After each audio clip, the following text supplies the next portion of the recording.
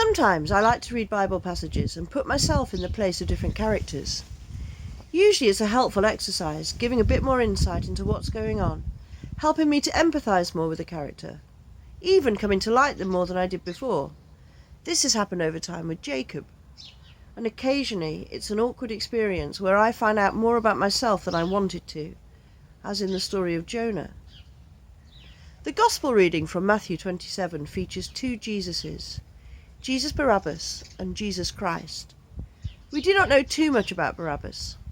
Mark introduces him as a man called Barabbas was in prison with the insurrectionists who had committed murder in the uprising. It would take a stretch of the imagination to begin to empathise with someone who had committed murder, even if an uprising has sounded appealing at times. I've only ever been to prison as a visitor, but I guess we have all begun to get a sense of being stuck in during this time of lockdown and in many cases isolation. So let's put ourselves in the place of Barabbas. Please don't think you're being shortchanged here. I know that Good Friday is about Jesus. Being chained up in a cell during a time of unrest must be unpleasant to say the least. Physically, it can't have been comfortable. He would have been hungry and thirsty, as well as restless.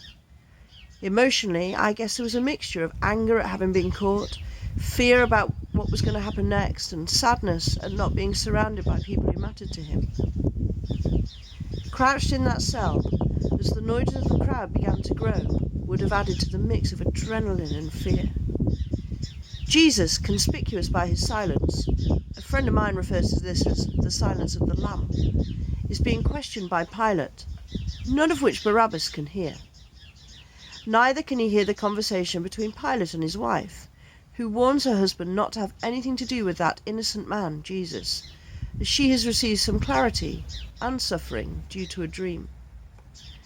Pilate, on this advice, turns the decision over to the crowd, and he asks them who they would like released. "Barabbas!" shouts the crowd. Imagine that.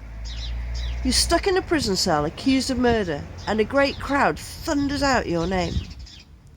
I assume that the next shout that Barabbas heard was, "Crucify him!"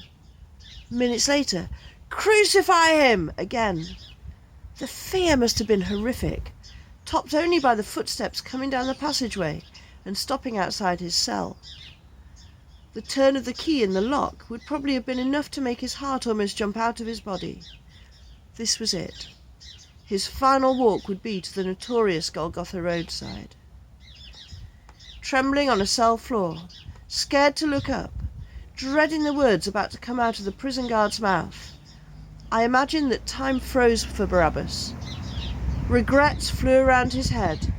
A man who was seen as hard as nails would have wanted a hug from his mum, and someone to tell him everything was going to be all right.